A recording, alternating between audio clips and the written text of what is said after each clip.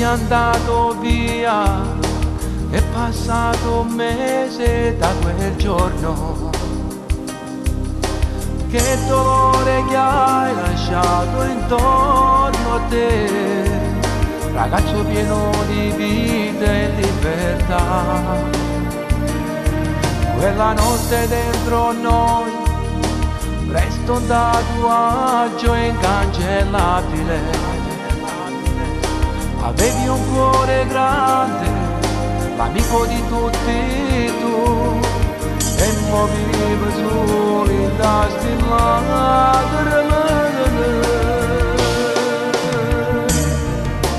Ora sei un angelo, stai vicino a Dio, ma come ci manca tu, qui non c'è più vita se non andavi a lavorare. Quella notte maledetta, ora sei un angelo, era il tuo destino, ragazzo un po' speciale tu, veniva prima il cuore, la tua famiglia e il tuo bambino, ora vivi nei ricordi, e mamma tua pensa ancora quando appena nato, sei stato scelto per fare Gesù, ed ora sei un angelo. Non si può accettare, il tuo dolore ormai è insopportabile. Quello che è successo non si può mai scordare, a 29 anni non si può morire. Ora sei un angelo, stai vicino a Dio, ma come ci manca tu, qui non c'è più vita se non andavi a lavorare.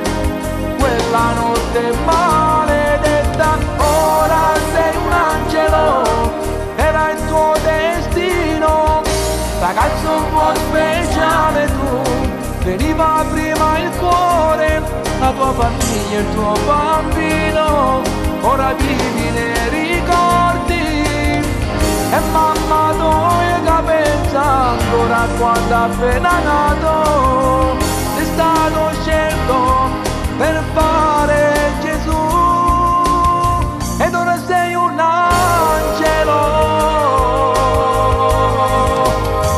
Ciao, ciao Maurizio, spero che con Dio ti trovi bene. Noi non ti dimenticheremo mai, mai.